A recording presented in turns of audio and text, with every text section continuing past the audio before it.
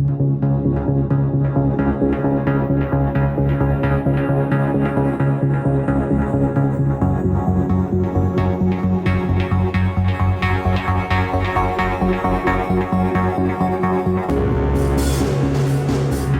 you want my secrets, you'll eat my sandwich.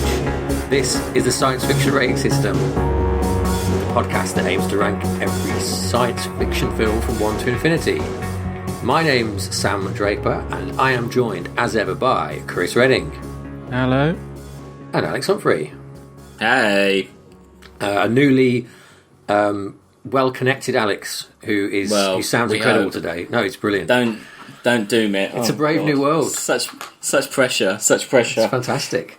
It won't have that occasional bit where it sounds like we've all ignored you for a bit. Yeah. Those people just felt really sorry for me for the last You're just laughing podcasts. along at jokes. Yeah. Can't hear. Poor guy. No one listens to him. They just ignore him.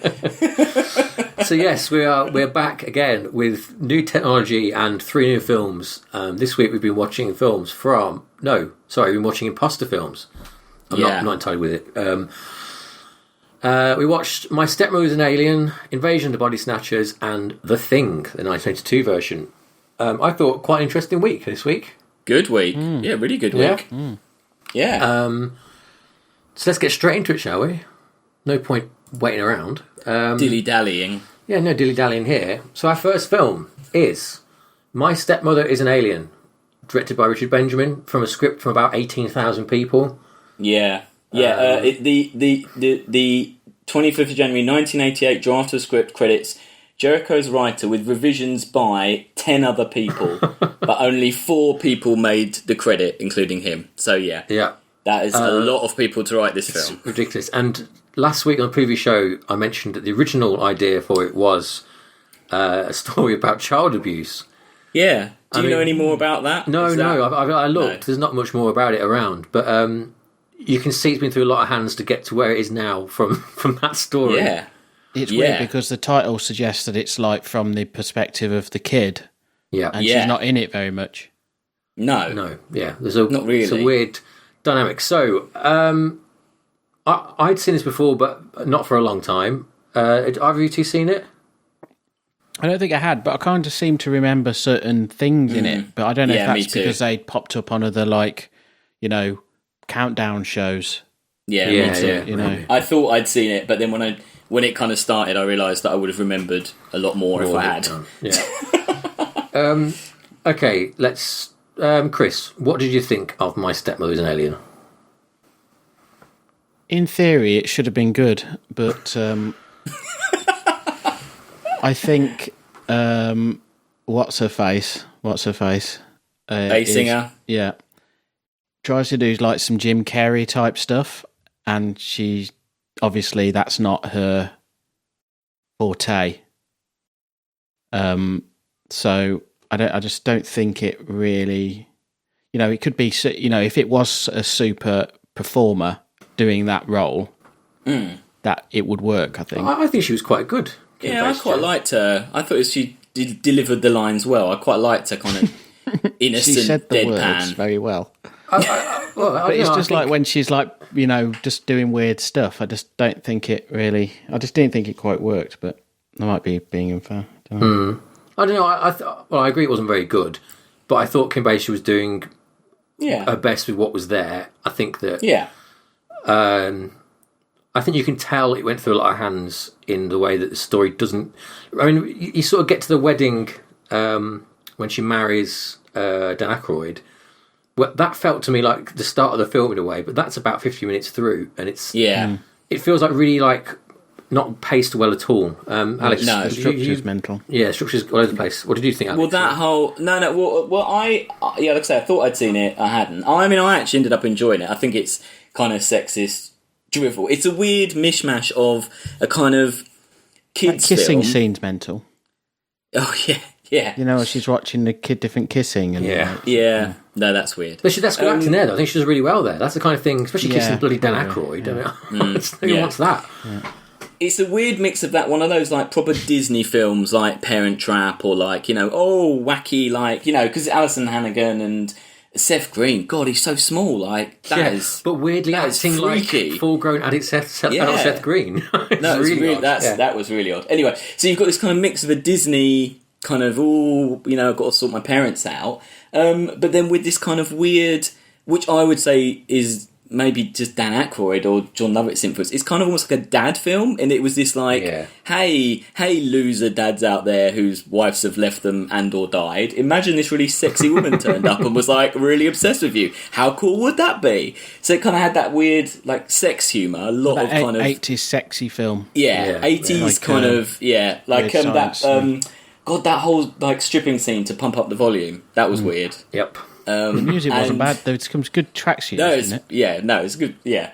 And then I also thought it was really weird that Alison Hannigan, like, when he comes down in the morning and he's obviously had sex, and she's like, his daughter's really happy about it. She's like, the way she like smiles, and she's really like, well done. And even in the end, they have the same type of joke in the end when they go off to have sex. She's like, well done, Dad, good for you. But no, I ultimately enjoyed it in a weird way. I thought John Lovett's was really funny. It was just dumb. John Lovitz was annoying. Oh, I quite liked him. He was so annoying. I quite liked him. No, I quite liked him in it. And I quite liked... I thought... Who's John Lovett in that? He was his mate. His brother. Oh, right. Yeah, he is well annoying. No, I quite liked him. Saying about it seemed like lots of different films. The ending bit with the eye, that almost turned into kind of a horror film. When they put the eye in the machine and it goes huge...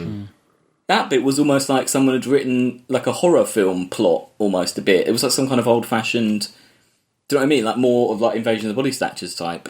Yeah, that was weird. But yeah, ultimately I did enjoy it. I thought everyone was alright in it.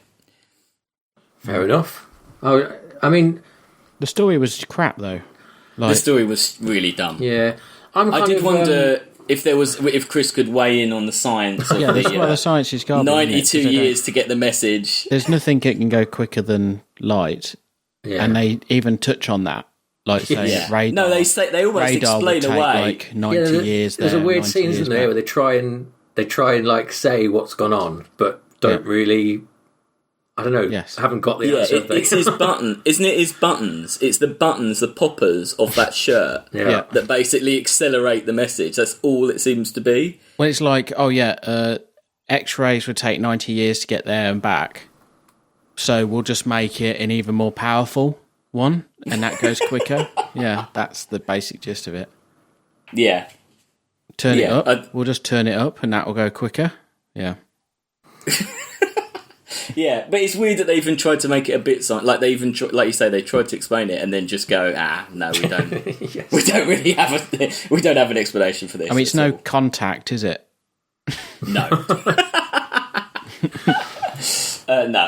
No. It's when was like all those I was thinking like it really reminded me of like Coneheads and Third Rock from the Sun and Earth Girls Are Easy. That kind of it's it's an alien and how will they fit in with humanity? It's been done a lot of times, probably done better. Well, I think like there are so many better 80s comedies, aren't there, as well? Good 80s comedies. That's the sort of thing against it is... Yeah, it was quite novel to watch it because it's one of those things that you don't remember very well, whereas like Ghostbusters... And, there's some good like alien gags in it, though. Like when she takes a cigarette butt instead of a canopy and all that sort of shit. Yeah. Smoking a carrot is weird, though. I don't know why she did that. No. I hated all that Jimmy Durante stuff, really pissed me off. That just felt like Dan Aykroyd said, I can do an impression of... Totally, yeah. That really, really wound me up a bit. Although it was funny that they do that massive song and dance, and then the council were just like, nah, kill him. I thought that was quite... Because you think it's going to be this big... Yeah, I thought that was quite funny. But that did not translate at all. Kim Basinger's weird, like going, like little high pitched noises she made as well were kind of annoying.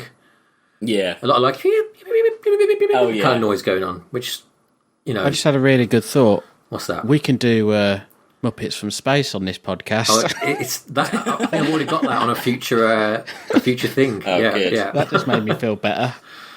Yes, that's how you do a space comedy. I think that all this really had was the sex element, and that really wasn't enough to make it a good film. Yeah. It flopped massively, didn't it, when it came out? It was Oh, did it? yeah, it was a massive flop, and it was released around Christmas time. I can't remember. I've lost it now. There's like someone put like a newspaper clip up from the time, like from the Hollywood Reporter or whatever, about the performance of it, and it was they expected it to do big numbers, and it was a complete utter flop. What level of fame was Dan Aykroyd at this point? Mega, because this is like mega. This is like a year before Ghostbusters 2, isn't it? He's done Coneheads. He's done obviously Ghostbusters. Like it's yeah, he's a big star. He's the A-lister right now, isn't he? Wow. Okay, and it was that big. Was Totty at this point. Yeah. Wasn't she? Oh yeah. So on paper, it seemed like it was a good idea, but it just didn't. I mean, like you say, 10 writers. Any film that's had 10 writers, there's a problem with that film. Yeah, I think as well. Like having watched the trailer last week, and that the best jokes are in that, and they're not very good, are they? So you kind of, if that's all you've got, it seems a bit desperate. I suppose if you saw that trailer, you wouldn't think, "Oh, better go and see this straight away." Even in 1988, wasn't Back to the Future 2 out in 1988? Oh, I don't know. Wow, if it was going against that, then yeah, that's how you do a comedy, science fiction film. She did. Was she in Batman?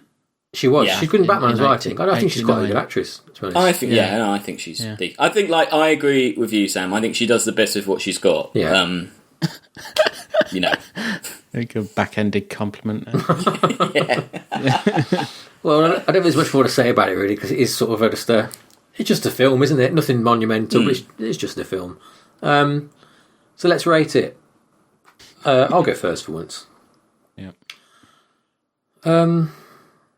I'd say someone else can go first. I'm decided. Sorry. well, I'd say under Ender's Game. What's that? 31. That's what I would say. Yeah. It made me. It did actually make me laugh. I was kind of surprised, I'd say but I did laugh. above Ender's Game, because it was slightly worse than Spaceballs, and Ender's Game was terrible. Chris, what do you think?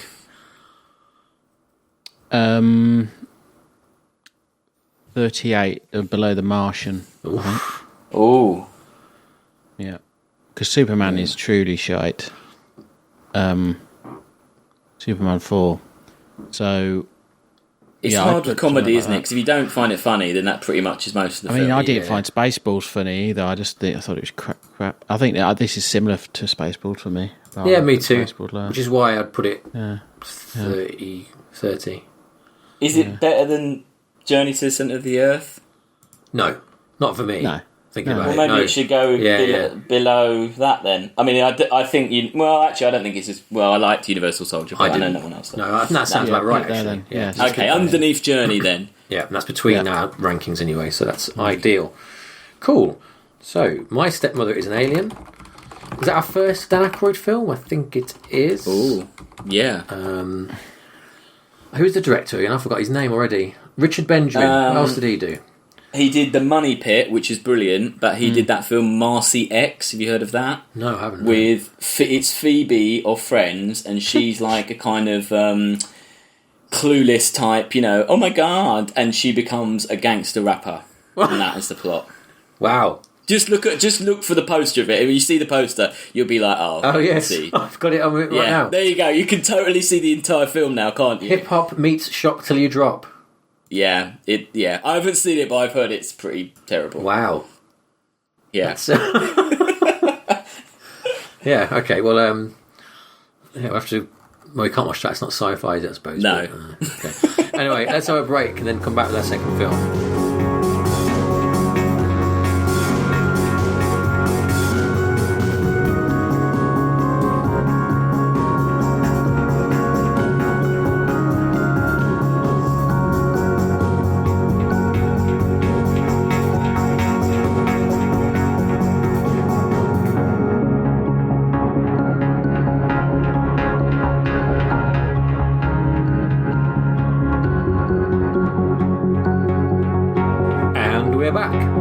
Second film of the day. We're going back to the 50s for our second classic science fiction film. Black and white. Yeah, first black and white, yeah. It's Invasion of the Body Snatchers, directed by Don Siegel, for a screenplay by Daniel Mannering, and based on the book. Was it? It was a book, I think? Yeah, I think it was a book first by Jack Finney. Jack Finney, yes, yeah. Right, so an old film, a classic film, a film that I think Alex, you studied as well as I. Yeah, I'm pretty sure I did. Yeah. I really, really enjoyed this, like more than I expected to. I thought it was just fantastically directed. It felt like more modern than it would. I mean, one example I've got written here is the greenhouse shots with a little skewed angle, perspective, and the claustrophobia. Everything's like so tight in on the thing, and I mean, even when you get to the awful special effects of the pod, it doesn't really let that scene down. No. The sort of film noir, Hitchcockian, isn't it? very Hitchcockian. Yeah. The film noir of it, like the black and white, works really well. I think, and I just found it like totally engaging, start to finish. It's good, that framing device of having him at the end, in the cell, and you don't know if they believe him or not, and then go back in time. I think worked really well. Do you know that isn't the what they wanted it to be the ending? What was the original ending? So that all that framing device was put on by the studios because they didn't think it was positive enough. So the film, I think even the voiceover as well, maybe, but I'm not sure about that. But the original ending was him running through the traffic saying, "You fools, you've they're already here," even better. And then it would have just been stopped from that point. And Don Siegel never really he wasn't happy that the studios changed it. Yeah, but I agree with you. I don't think that framing thing is that bad. Well, I think what saves the frame at the end is that last shot of the end, he looks absolutely destroyed, doesn't he, against the wall? He doesn't look happy. Yeah, he looks. Yeah, no, I agree. Yeah, he looks. No, I don't know, like he's perhaps unhappier than he was before that happened. I don't know. Yeah, no, I agree. I think that's how they. If other directors would have kept with like the FBI or with the procedural, but that cutaway just to him looking like fucking haunted and just like whether the world's safe, he's mad not, anyway. Yeah. He's lost it now anyway, so it doesn't matter about him. But you've got a kind of maybe the planet will be all right. Yeah. But it was different, and it's different from the book as well. I read as well. So I think in the book the aliens just. Jack Finney's novel ends with the extraterrestrials finally leaving Earth after they find that humans are offering strong resistance. Despite having no reasonable chance against the alien invasion, the pod people have a lifespan of no more than 5 years. So 5 years after taking the last human being, they go off to seek another planet. They leave the Earth just depopulated. I guess that would have been hard to do, wouldn't it, on film? It would have been a bit tough in the 50s. Yeah. Yeah, no, really enjoyed it. Chris, what did you think? You've not seen it before. Yeah, I liked it for the same reasons. I mean, I'm not a massive Hitchcock fan, but I did like this, even though it was similar to... Yeah. I actually really dislike Hitchcock. Yeah, I'm not particularly mad on Hitchcock myself. I think he's... You're both wrong. He's like... he likes to feel cleverer than his audience. That's what I don't like about him. Yeah. You get the sense that he's like thumbing his nose at you a bit. That's what I always think with his films. No. Anyway. I actually watched this and I watched the 70s one. Yes. Oh yeah, that's great. Yeah. Just for shits and giggles. Yeah. Yeah. A good they film were as both well. good in both in different ways. But yeah, I mean, I like everything about this, like the sort of the hysteria which is shown, and like it's quite cool. It also builds like it builds slowly, but like there's never a scene wasted where something's not developing, is there? Like it's got a real like It goes from Doctor comes home to madman screaming through the streets in a really like very I don't know what's the word for it. It like flows well, doesn't it? Yeah, it's pretty tight as well. They don't waste any time. But I think it's clever that it has that bit when you're kind of totally convinced, oh yeah, shit's going on. They have that whole bit where the psychologist is like, oh, no, not really. No, you're both just having a breakdown. And it kind of lets you be a bit like, oh, shit, now hold on. Maybe nothing is going... Like, it gives you maybe 2 minutes where they're back having the barbecue, where just before the pod bit, for you to just be a bit like, well, no, actually, maybe nothing is happening. Yeah. Like, I think that's quite... Like you say, it seemed much more modern to me than I ever thought it would. Like, even the relationship between the two... The man and the woman, who are both like divorcees, who just pretty much start, it's pretty quick. Their relationship accelerates. He has got the horn of something bad. Oh yeah. But it's reasonably believable in that they're just these two old friends who are both divorced who think, might as well hook up, kind of thing. It's not. Yeah. It worked. It wasn't like, say, comparing it to Journey to the Centre of the Earth, where you felt like they'd gone, oh, we better put in a love interest for just the reason of having a love interest. Yeah.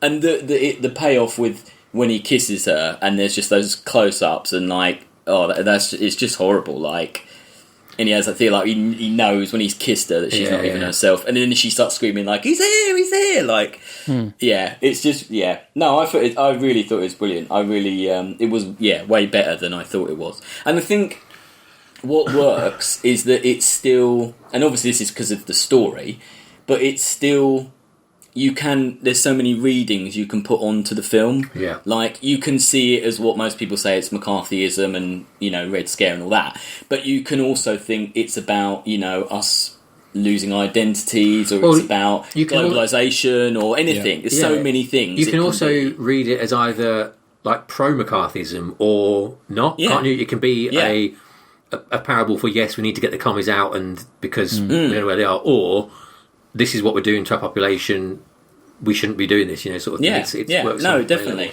And I think the 70s one, although it is really good, the 70s one goes a lot further down that kind of, it's more about psychoanalysis and like the culture of me and the kind of like, you must be in therapy. It really plumbs that line, which is valid. But I think with this, it remains a little bit like... It's got Jeff Goldblum, though, the other one. That kills it. I mean, that makes it a lot better. Yes. Do you think that this is a sort of film that isn't going to get made again? Because I think the limits of the budget... It's the style of its time, though, and the style of its time. Not only that, like, I mean, the way that, like, there's not... You could make this quite cheaply, couldn't you, really? There's not much in the way of effects, obviously. It was filmed in 19 days. Yeah, I mean, it's technically a B movie, isn't it, as well? It wasn't with the Atomic Man or something. It was a double bill thing. Yeah. But you wouldn't, unless someone independent made it, you wouldn't get a film made with this economy anymore, would you? That stuck to its guns in a way. This probably had to by necessity of. Yeah. It all goes on the dialogue. It goes on the camera angles, the claustrophobia, the black and the white of it. Yeah, in a way that I think is hard for people to make nowadays, which is a shame because I think there's. Yeah. I'd like to see another film like this. This sort of style of thing. You could compare it to Night of the Living Dead in that kind of. Yeah, totally. I'm not just because it's black and white, but it's just like that's one. It's a vision. It was completely how they wanted it to be.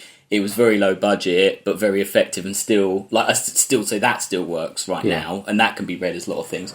But I don't think people. Well, the fact is, this film it's been made. How many times I wrote it down.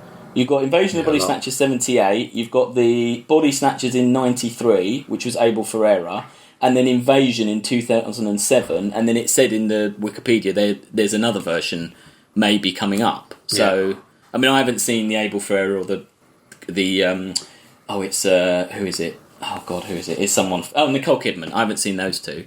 But I can't think they're anywhere near as good as this, really. Have either of you seen Brick? The Rian Johnson film. Yes, yeah. It reminded me of that, weirdly. Oh, yeah, well, yeah, I guess. I think that's I was trying to get up modern examples of things that have got a similar sort of feel to them. That was the only thing I could think of that was sort of... Obviously, it's a very different film, but... yeah, I can see what you're saying. Yeah. Yeah. Yeah. No, yes. I mean, I was surprised. Yeah, the only thing that I did notice, but I don't know if you noticed, when they hide under the... near the very end, and all the townspeople are coming for them, and they hide in the cave under the boards... I swear, and I watched it twice, as the people all run towards them, I swear a guy's foot goes through the gaps in the boards. I noticed that as well, yeah. Yeah, and then and I watched it like twice. I was like, no, but that's not only is it funny, but it's stupid because that's where they're hiding. So they would have totally just found them. Yeah. Like, I guess maybe they were filming it so quick they couldn't go back and do it again, but that was the only bit where I was a bit jarred because I thought, oh no, that looks really... But they cut away really quick, but because in modern day you just go back and look again. I guess in the cinema you'd have not noticed it. Yeah, good all over. Another thing, we saw Journey to Centre of the Earth a few weeks ago. That film was made 3 years after this and suddenly feels a lot worse. Oh my God, it feels so much older. Yeah, it feels like a 40s film, doesn't it, compared to this? Yeah. The dialogue was very dated compared to this, and the musical numbers coming in. The use of technology is very dated as well. Yeah, totally. Yeah. Oh God, that's quite a shock. Yeah, it kind of puts. It makes that film look worse, and it makes this look better, I think, because it's sort of shot on a funny format, wasn't it? This one was it? Was it shot on a funny aspect ratio? Oh, I don't know. Yeah. Maybe because it was a B movie. Maybe it was in a maybe some sort of funny anamorphic or super scope, whatever that is. But I mean, Don Siegel did Dirty Harry and Escape from Alcatraz, so I mean, he's a pretty good director. It was in good hands, and the cast were good. Did you recognise who the main guy was? Oh God, We've seen him in a film already. have we? He's already on this list. He wears a white suit.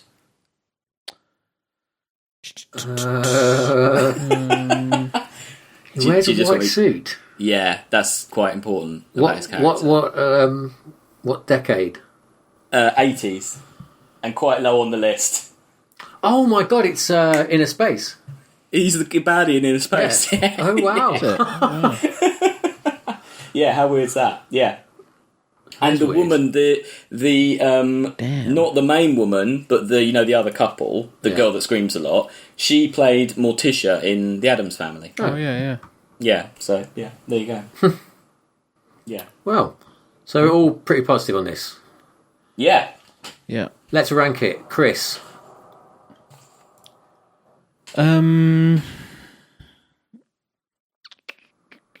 Probably about 20, something like that. Yeah. Okay. I'm thinking top 10, personally. No, it's not. Ooh. I thought it was brilliant. I It absolutely was loved really it. good. And it is important. Oh, yeah. See, I had it under They Live, but I think I could be pushed to go higher if there was some arguing going on.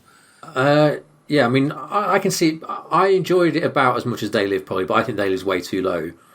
I just think, like, Guardians of the Galaxy, Fifth Element, Dread, good films, really good films, but they're not like... This felt more like a sort of a work of art in a way, to me. You know it felt what, like a real Sam? proper film. Yeah. You're I would right. have put Guardians of the Galaxy up there anyway. No, you're right. I mean, it's a stupid It's not film. better than Predator 2, but it is better than probably... Maybe than not Mars Fifth Element. Attack. Maybe not Fifth Element, no, but you know, like how... You know what I'm saying? Like how it Yeah. feels like more than just another I'd sci-fi take film. 11. That's Guardians I'd of the go under no, I'd go Fifth no higher than Element. 11. No higher than 11. What's... No. It's way better than Wall-E. Bloody Wall-E. No, it is better than Wall-E. No, it's it is definitely better Wall-E. than it's definitely better than Mars Attacks. That's all. That's my main. Yeah. Yeah. But no, I think it's under Fifth Element then. Do you not agree with that point, Chris? That like those films there are like just more... They're not as... What's the word? Like iconic. Yeah, I know what you mean. Yeah. It's pretty. It has the fact that we've all watched it and thought it still lived up. You know, considering how Yeah. old it is, it still affected. You know, it still worked as a film. Totally. It wasn't No, okay. like Journey to Central Earth. That felt really clunky. It was entertaining, but And I think another thing, I'm going to watch that again probably quite soon because I liked it. I probably won't watch Fifth Element again for another 10 years. As much as I enjoyed it, No. I can't see myself going back to watch that again, or Guardians of the Galaxy, or... Well, We've seen it about 50 times probably because it's been on the telly. That's true. yeah, no, I'm fine with under Predator 2, Chris, you... but not above. Yeah, whatever. Yeah. No, not whatever. Oh, okay. Let's get invested. Yeah, okay, yeah. I'm not Good. going to argue. It's in. I did a number on that one, didn't I? Let's start at 20. Good. Okay, cool. So, Invasion of the Body Snatchers, by far our oldest film in the top 20, Yeah. top 30 even. I knew the 80s would be a big decade for us. Yeah. Yeah, I think 80s, Obs. 90s are going to... Yeah. But rule. speaking of the 80s, after the break, we're back with The Thing from 82.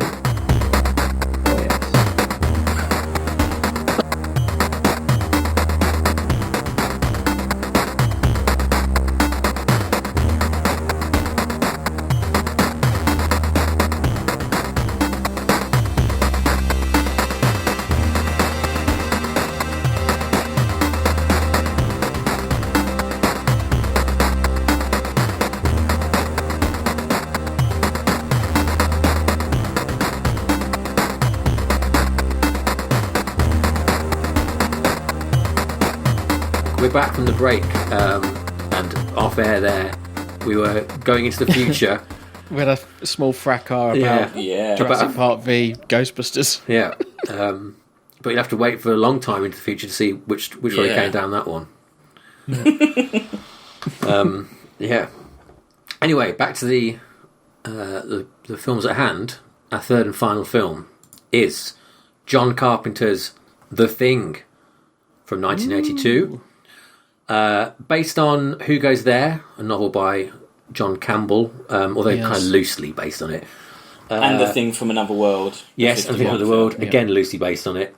And Directed by John Carpenter, screenplay by Bill Lancaster.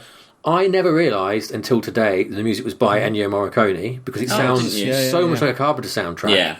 Yeah. And I should have twigged really, like, why haven't I got the Thing soundtrack? Because it's Morricone. I didn't realise, but yeah.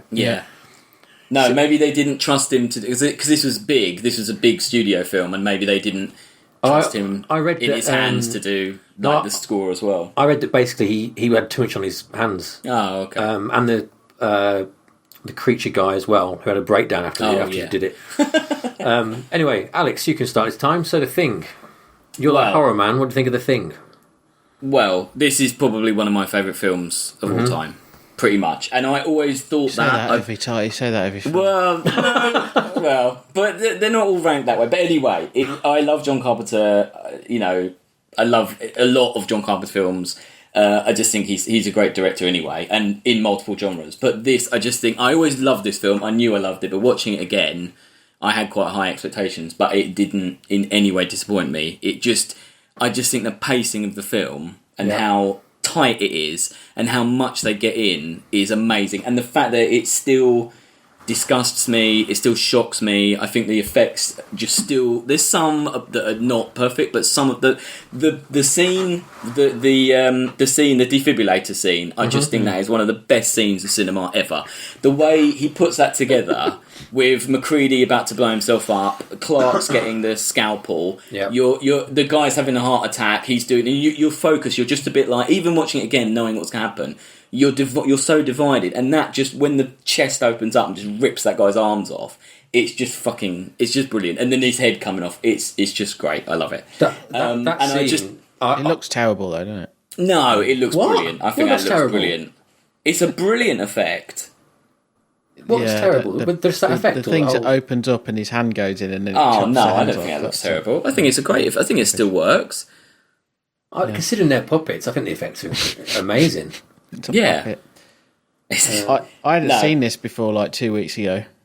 Oh yeah, and you saw it at the cinema. Yeah, and it was a full house, and there was it got a massive laugh on that bit where where the doctor's putting into the computer what might happen prediction to the world, and it comes out take over the world in 10 months or something. Did you enjoy it though, Chris?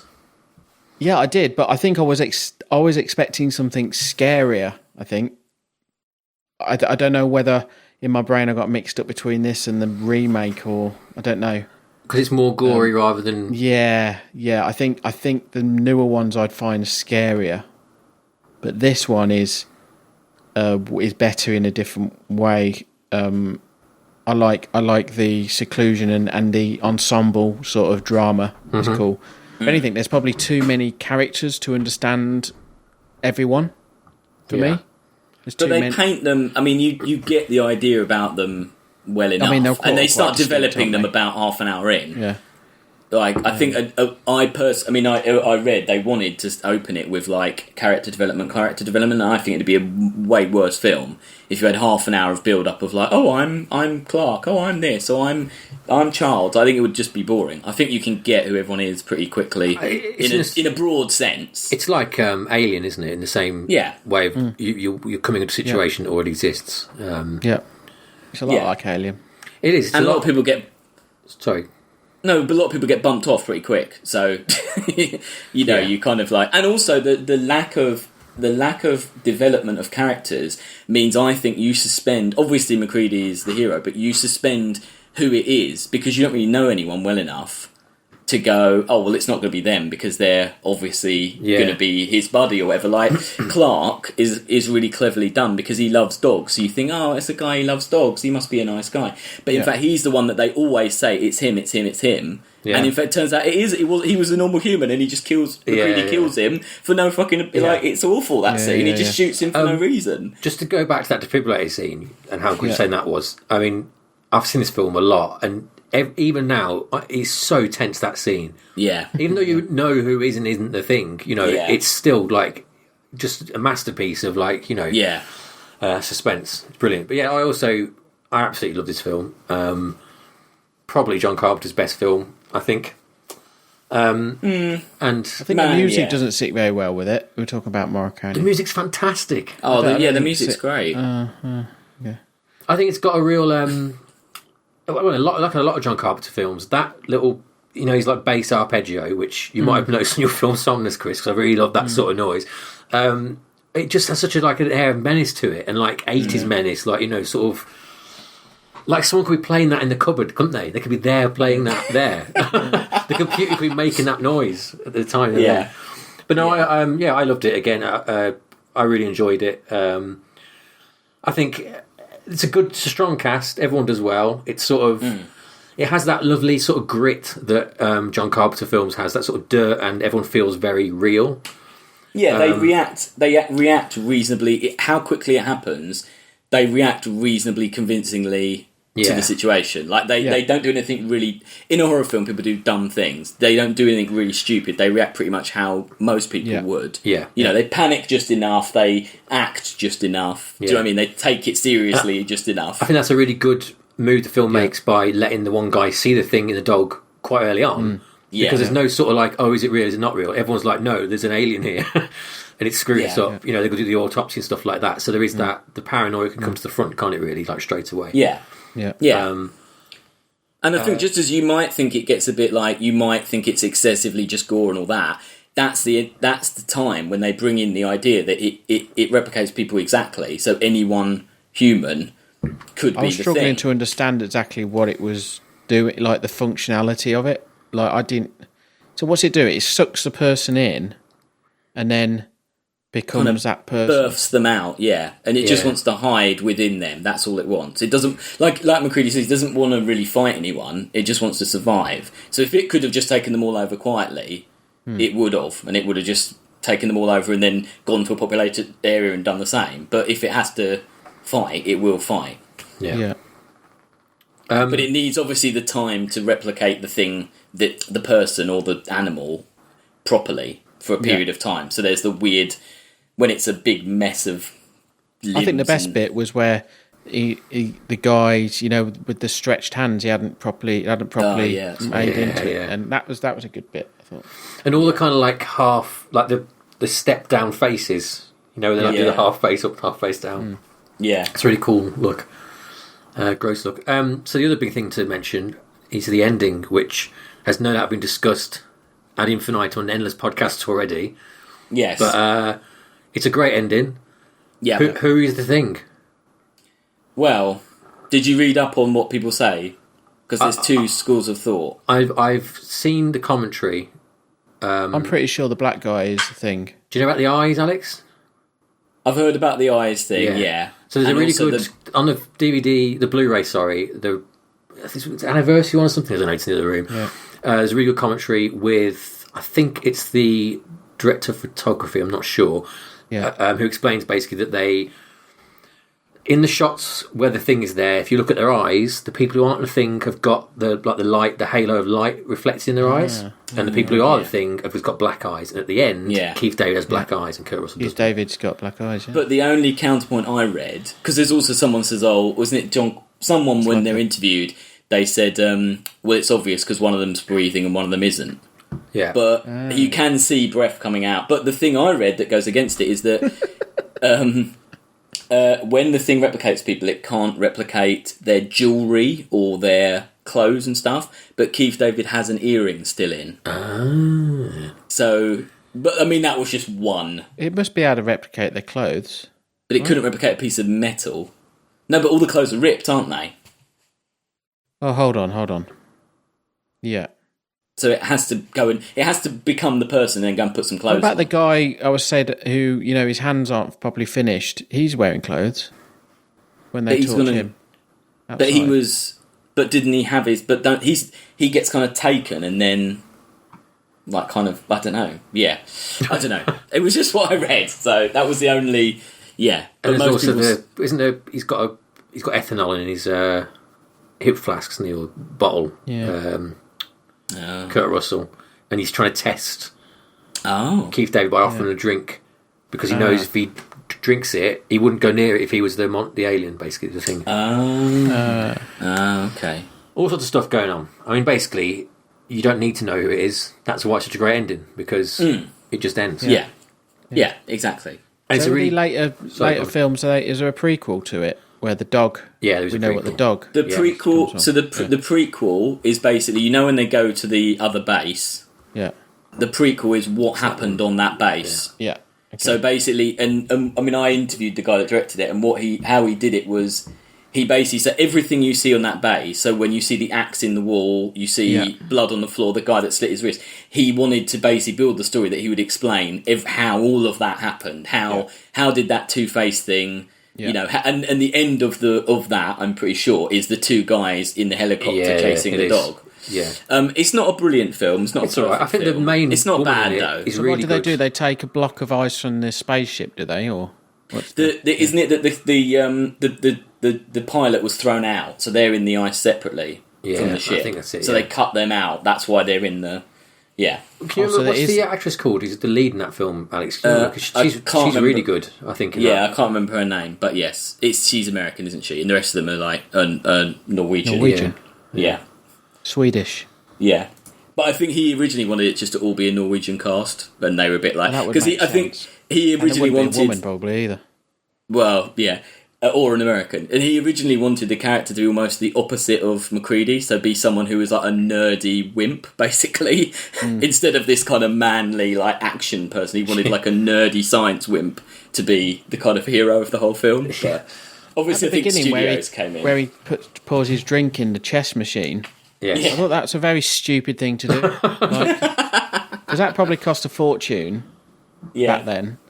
And they are in Antarctica. He might want to play chess. It's almost like he's the thing already, maybe. Yeah. Maybe. Do you know this is also one of those films that if you understand a foreign language, the whole film's ruined in the beginning? No, the German guy. Yeah, no, because the Norwegian. Sorry, yeah. Do you know what they're actually saying? No. It translates to get the hell away, it's not a dog, it's a thing, it's imitating a dog, it's not real, get away, idiots. Oh, wow. So if you were Norwegian, you'd just be like, oh, well, that's like the first 5 minutes of the film. You just know the whole plot. I'd like to know what they do on the Norwegian dub. Yeah. Maybe they're dubbed as French or something, or like they're dubbed as Thai. I wonder. Because it gets quite complicated, all that dubbing stuff. Like, I bet. Yeah. There's something interesting about The Lost World on that, where he gets on the radio and he's talking in Spanish, and in the Spanish dub, when he's talking on the radio to someone in Spain, in Costa Rica, to try and get the boat, but he can't understand them. Yeah. So when they dub the film and they're all speaking Spanish, the person on the radio that is trying to hail, they use an archaic, like, Aztec language on the radio. Like a real localised language, which he wouldn't have known if he was Spanish, if he spoke Spanish. Yeah. It's also worth mentioning this is coming out on a 4K transfer. Oh, is it? Supervised, 23rd of October, Arrow Video releasing Blu-ray 4K transfer, supervised by John Carpenter and director of photography Dean Cumby. I've changed the logo at the opening credits. It looks a bit dated. It's a reference to the old one, isn't it? Is it? I think it's a reference to the original film. Arrow, if you're listening, send us that 4K transfer and we'll rate it again. I'll email them after. I will email them and say it's got audio commentary by John Carpenter and Kurt Russell. Oh, brilliant! And a few. I think there's a new documentary on there, and there's a documentary about 1982 and like how many great films came out that year. Yeah. Oh, that sounds good. Two more things to mention. Number one is, if I can get his name, the guy who did the effects. Oh, Rob. Oh, yeah. Bottin, who did RoboCop. Yeah, who, I mean, there's a load of stuff online about his experience of this, but basically burnt himself out pretty bad from overwork during this. But did some amazing stuff and really a genius of his craft without a doubt, the stuff he was pulling off. Yeah. But just didn't want to mention for him. And also the computer game we mentioned briefly last week. Oh, yeah. Which I've been trying desperately to play, but I can't get the CD to play on Windows 10, which is a bit annoying. But if you're a committed fan of the thing, I think it's not a great game, but it ties into the universe well. It's sort of the like the US forces coming to the base after it's all gone down, and they find McCready's tape he makes in that Trust Nobody tape. I remember that, but they find that tape. Yeah. Can't you like test people to see if they're the thing? And there's like a fear, meter, isn't there? Like a fear something else, like panic meter. Yeah, I remember that. You have to keep them all cool or calm or something like that. That's some interesting ideas going. But yeah, just a good thing if you've got a PlayStation 2 around, give it a go. So yeah, that's about it really from the Thing universe. We'll be returning to it for the other Thing films at other points. For now, let's give it a ranking. Who's not gone first? You, because you said you were going to, and then you decided not to. Okay, I think this is number 4. Below Ghost in the Shell and above Starship Troopers. I think this is number 1. What? Wow. Yeah, no, there's not a doubt in my mind. This is better than Aliens. Wow. Chris? Yeah. I think this is... I enjoy The Fly better than this. It's because it was so sciencey. There was not enough science in this view, was there? I don't know. There was a fair bit of science, but I want to hear 2 arguments then now. Alex, why is it better than Aliens? Right, it's better than Aliens because Aliens is a sequel, and I know it's really good, but it is still a sequel. This is a standalone film. This is also a remake. It's the best remake ever made, and it's an adaptation. It's probably one of the best adaptations. It's how tight it is, how much they get out of it.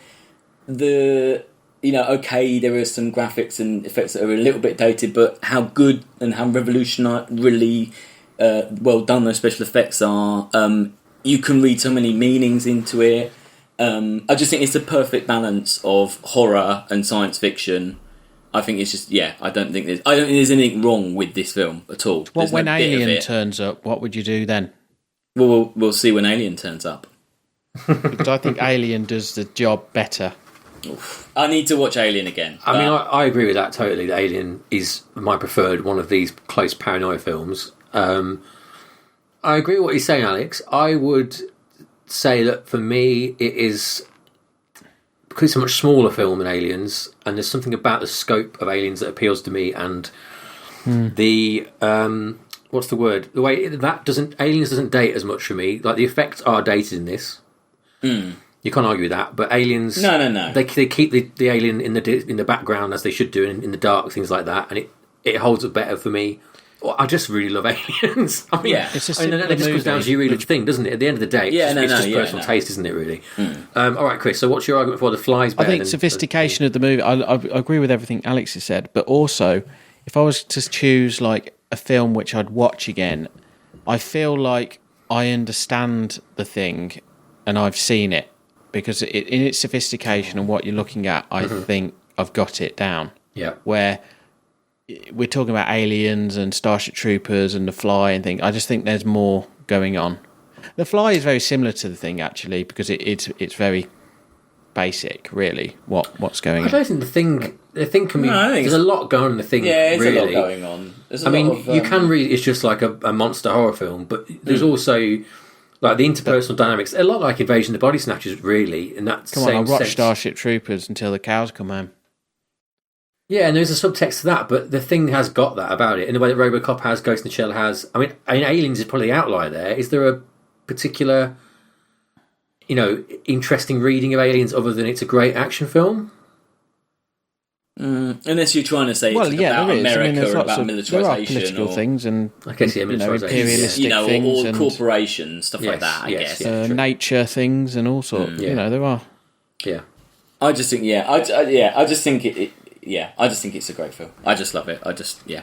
I love it. But I mean, when anyone who says a film is number one, you're going to be, it's going to cause problems. We never all agree. Well, we might all agree on some of them. But. I think it's better than Ghost. I enjoyed it more than Ghost in the Shell. Did you enjoy it more than RoboCop? No, I didn't enjoy it more than Ghost in the Shell. The thing is, I've seen RoboCop loads of times, and actually, I did enjoy it more than RoboCop. Actually, because I hadn't seen it before. Okay. So RoboCop I've seen a million times, and I can do without seeing RoboCop again. Actually, but I mean, the stuff in The Thing is very. You can't really say it. It takes. But it's no way better than Aliens. No way. Oh, I think that No. top three is. I mean, I know I'm not going to get support on Ghost in the Shell, but for me, the top three we've got there now are way ahead of The Thing. I love The Thing, but I don't get as much out of it as those three films at all. I think it's better than Ghost in the Shell. I'd accept Yeah. 5. What's 5? Below? Just above Below the fly. Starship Troopers. Yeah.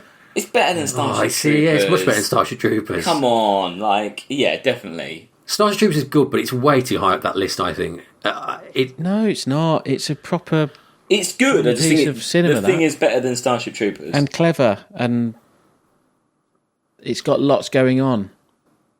It has, yeah, but I don't know. And Okay, it's but fun, if and you is it if Sam, you don't think it's better than Ghost in the Shell, Yeah. but Chris thinks it's better than doesn't think it's better than Starship Troopers. Yeah. So should it go in between? Ghost in number the Shell 4. and Starship Troopers. Yeah, four. does it have to go then 4? 4, okay. Worth noting that's exactly where I said I wanted it to go. Well, it's not where I wanted it to go. Damn you! Well, Fucking Ghost in the Shell business. Ghost in the Shell is good. I think that's rightfully on that list, but yeah, I think the thing is Such better. an anomaly. Damn you, aliens sitting at the top. At least we got RoboCop in there. At least we troubled the list. It's nice to trouble Yes. the top. Yeah, it's good. It was a good debate. So, for the second week in a row, the top 10 changed, don't they? Oh, no. No, nothing Yeah, last changed last week. Oh, RoboCop, I thought- yes. Yeah, RoboCop Yeah. was last week. So there's 2 new ones this week. We've got The Thing at number 4. We've got Invasions of the Body Snatchers at number 8. And we've got Journey to Centre of the Earth. No, we haven't. No. No. Sorry, My Stepmother's an Alien at number 36. You're an imposter. What's going on? You've caught You're me. terrible. You've caught me. It turns out that actually Ender's Game's the greatest film of all time. Oh, no, it's got to be fake. What's next week, Sam, before you completely fall apart? So, next week, we're celebrating the release of the film adaptation of Stephen King's Dark Tower series of books. A flawed series of books, a shambolic film from all accounts. I've not seen it myself yet, but I'm looking forward to it because it sounds like an absolute train wreck. But yeah, so we're going to be looking at 3 other Stephen King adaptations, and there's a bloody lot of them to choose from. No, they're not all Stephen King adaptations. They're 3 other books. adaptations of books. Sorry, I've messed it up completely. God. We were doing Stephen King, weren't we, at one point? We were, but we couldn't come up with 3. Find 3 decent ones. Yeah, Right. That was the problem. Sorry, Stephen King. You haven't So- got enough good sci-fi. So, spoilers for next week, we chose Stephen King's best adaptation. That's the Lawnmower Man. Spoilers. I better cut that out, hadn't I? Anyway. Yeah. Maybe just start this bit again. Yeah. No, leave it in, it's fine. Everyone likes a bit of professional bits. I've been at work all day, it's late. Yeah, Anyway. it's okay. Right, so yes, we're doing book adaptations, not just Stephen King's, but it is because of Dark Tower coming out. Yeah. That bit was right, wasn't it? Cool. Yeah, Thank and you. there'll be a Stephen King quiz. There'll be a quiz, yes. Everyone's coming back for the quiz.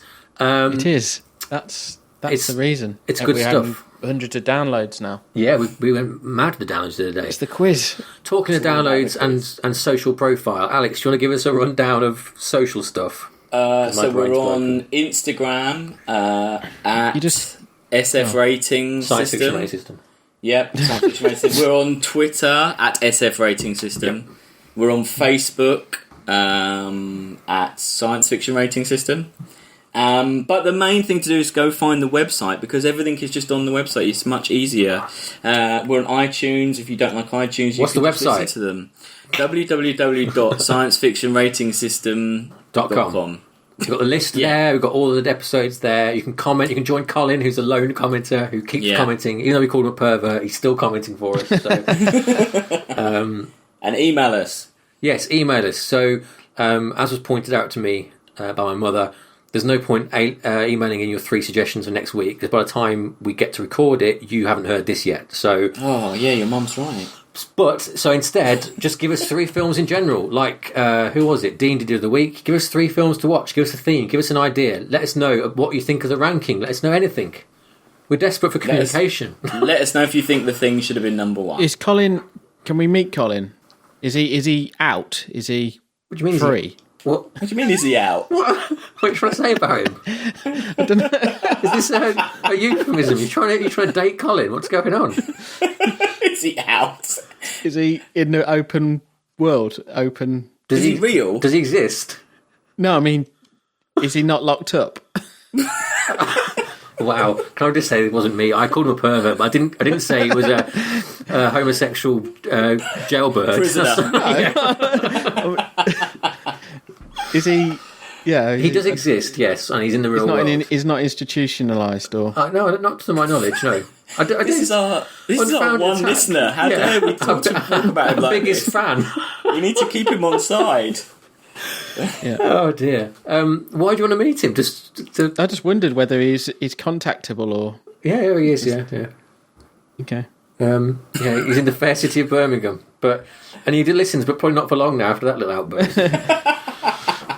We'll get him on stage if we ever do a live one. Yes, okay. Yeah. He can be on the front row. Then there'll be no one in the audience. Brilliant. Fantastic. Right, let's leave it there. So join us next week for the preview. Get in touch with us. That's the end. This was the Science Fiction Rating System. I am Sam Draper. I am Alex Humphrey. Oh, for fuck's sake. Who goes first? It was you, but then it wasn't you last time, so you go first. Yeah. We'll take it in turns. You go first this No, week. you should go first because he introduces you first, so let's keep it that way. Okay. So let's go backwards alphabetically. Yeah, okay. So do that again then this time. Right, okay. So this is the end, and I'm Alex Humphrey. I'm Sam Draper. And I'm Chris Redding.